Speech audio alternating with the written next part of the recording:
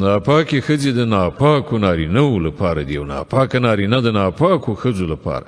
پاکې ښځې د پاکو نارینهو لپاره دي او پاک نارینه د پاکو ښځو لپاره.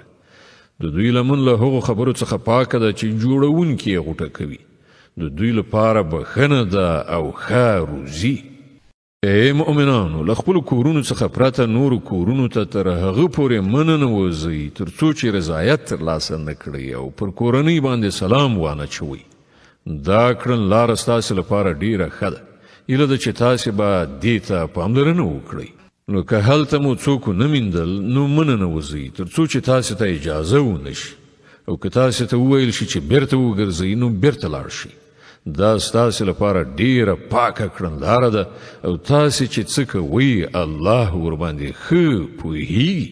البته ستاسې لپاره په دې کې څه باک نشته چې داسې کورونو ته ننوځئ چې د چا د هستوګنې ځای نه وي او په هغه کې ستاسې د ګټې یا کار څه شی وي.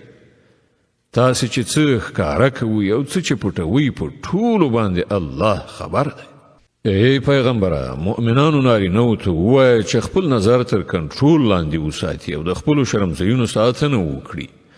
دا د هغو لپاره ډیره پاکه کړنلاره ده. هغوی چې څه کوي الله پرې خبریږي.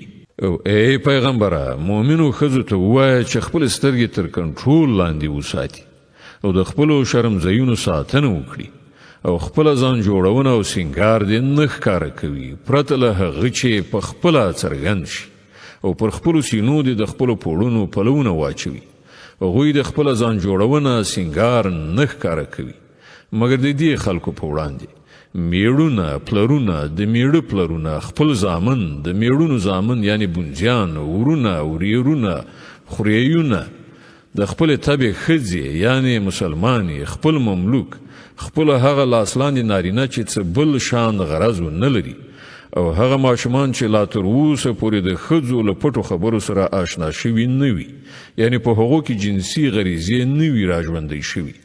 هغوی د پر ځمکه باندې په زوره پښو وهلو سره په داسې شان تګ نه کوي چې د هغو د پټ کړي سینګار خلکو ته معلومات وشي. ای مؤمنانو، تاسې ټول په ګډه سره الله ته توبه وباسئ. هیله ده چې بری در په برخه شي.